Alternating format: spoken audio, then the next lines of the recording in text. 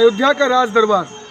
अयोध्या में घुसते ही सबसे पहले आपको दरबार से होकर गुजरना पड़ता है। राज दरबार का ये मंदिर जो अयोध्या के मंदिरों में मेरे हिसाब से और देखने वालों के हिसाब से भी सबसे ऊंचा मंदिर है। ये वो दरवाज़ा है जहाँ से आप राज परिवार अयोध्या राजा राम के घर और उनके महलों की तरफ बढ़ते हैं। राज दरबार और दरबार के एकदम बगल में दरवाजे के दूसरी तरफ बैठे हैं हनुमान जी। अंदर बहुत ही सुंदर राम जी का एक विग्रह है और यहाँ के महंत नियमित उसकी सेवा कर रहे हैं।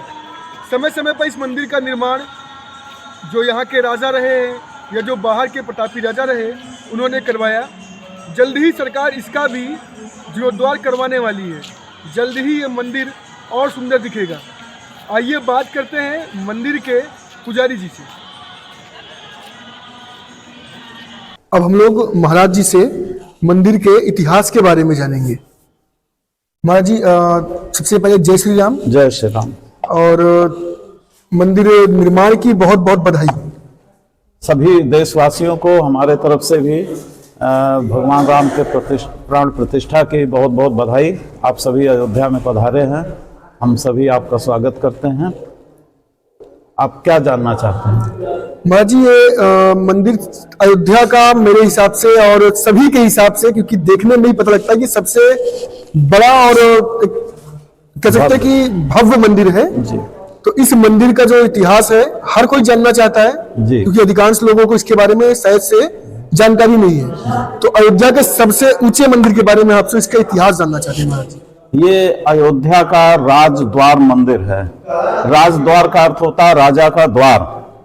कभी त्रेता युग में भगवान राम और राजा दशरथ का जो महल हुआ करता था, यहाँ से लेकर राम जन्मभूमि तक, राजद्वार से लेकर राम जन्मभूमि तक का संपूर्ण क्षेत्र आज भी रामकोट क्षेत्र कहलाता है। इसी रामकोट क्षेत्र में अयोध्या के 5 प्रमुख बड़े मंदिर हैं। ये राजद्वार और इसी के पीछे हनुमानगढ़ी, दशरथ महल, कनक भवन और श्री राम जन्मभूमि, ये 5 मंदिर अयोध्या रामकोट क्षेत्र के प्रमुख मंदिरों में हैं। ये पूरे महल का मुख्य द्वार था। द्वार पर हनुमान जी बैठे थे, जिसे आप आज हनुमानगढ़ी के रूप में देख रहे हैं। और उसी के ठीक समानांतर में ये मंदिर अयोध्या नरेश महाराजा दर्शन सिंह ने आज 500 साल पूर्व बनवाया था। अयोध्या का सबसे ऊंचा मंदिर, ये भगवान राम के राज दरबार के रूप में जाना जाता है।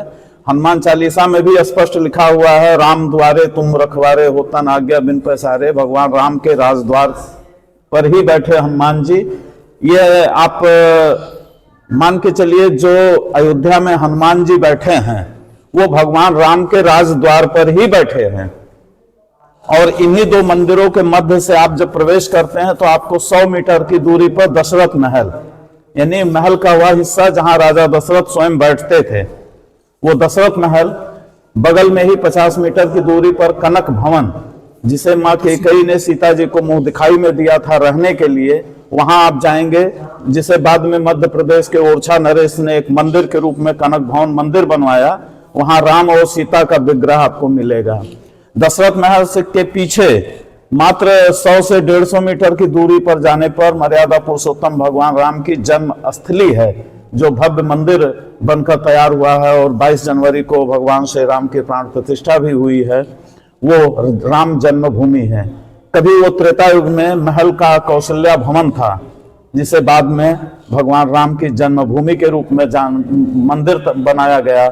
और 1527 में बाबर के सेनापति मीर बाकी ने मंदिर को तोड़कर मस्जिद बना दिया था। 500 साल विवादों के बाद पुनः भगवान राम का भव्य मंदिर बनकर तैयार हुआ है। ये रामकोट क्षेत्र के 5 बड़े मंदिर हैं।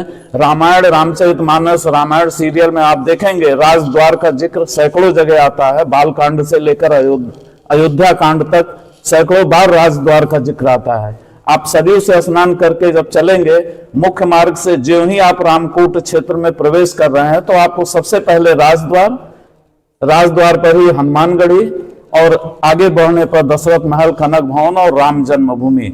राजद्वार से राम जन्मभूमि तक का पूरा क्षेत्र रामकोट क्षेत्र कहलाता है। कभी त्रेता युग में एक भगवान राम का ये पूरा महल था, बाद में अलग अलग मंदिरों के रूप में दर्शन हो रहे हैं। जय श्री राम। जय श्री राम।